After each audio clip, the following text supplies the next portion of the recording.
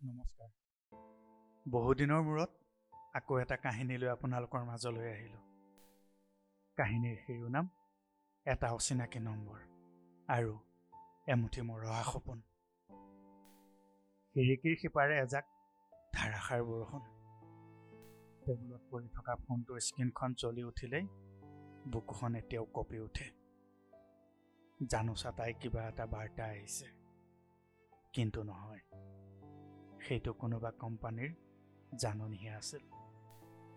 যিটো নম্বৰ এদিন মোৰ আঙুলিৰ আগত নাচনীৰ দৰে নাচিছিল, যিটো নম্বৰৰ পৰা অহা এটা হেল্ল' শব্দই মোৰ গোটেই দিনটো পোহৰাই তুলিছিল, সেই নম্বৰটো এতিয়া মোৰ বাবে নিষিদ্ধ হৈ পৰিল।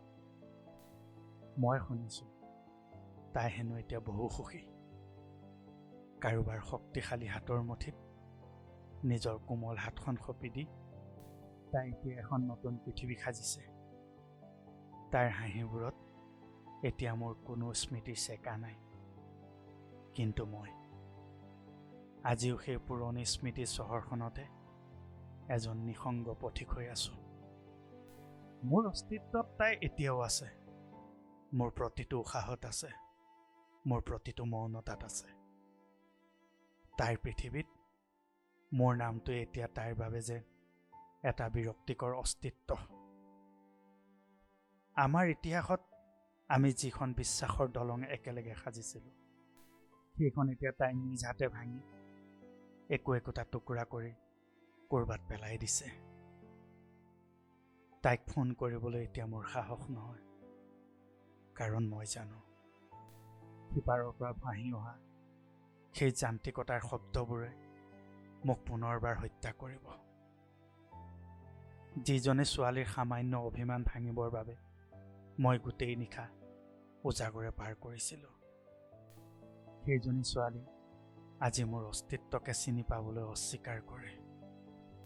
পৃথিৱীৰ আটাইতকৈ কঠিন কামটো হ'ল আপোনাৰ সৰ্বস্ব বুলি ভবা মানুহজনৰ বাবে নিজকে এদিন অচিনাকি হিচাপে গ্ৰহণ কৰি লোৱাটো। আজি মই সম্পূৰ্ণ অকলশৰে আছোঁ। নিশাৰ আকাশখনৰ ফালে চাই আজিও নিজকে সোধোঁ, ইমান সহজ আছিল নেকি কাৰোবাক নিমিষতে মচি পেলোৱাটো? হয়তো তাইৰ বাবে সহজ আছিল। তাইৰ সুখৰ বাবে তাইৰ নতুন পৃথিৱীখনত কেতিয়াও মই আমনি নকৰোঁ। তাই সুখী হওক, কাৰোবাৰ আদৰৰূপে সুখী হৈ জিলিকি থাকক। মই মাথো এই নিসংগতা আৰু শূন্যতাৰ সৈতে মিতিৰালি কৰি জীয়াই থাকিবলৈ শিকিম। তাইৰ সুখৰ বাবে মোৰ এই নীৰৱতাই চাগে মোৰ প্ৰেমৰ শ্ৰেষ্ঠ উপহাৰ হ'ব।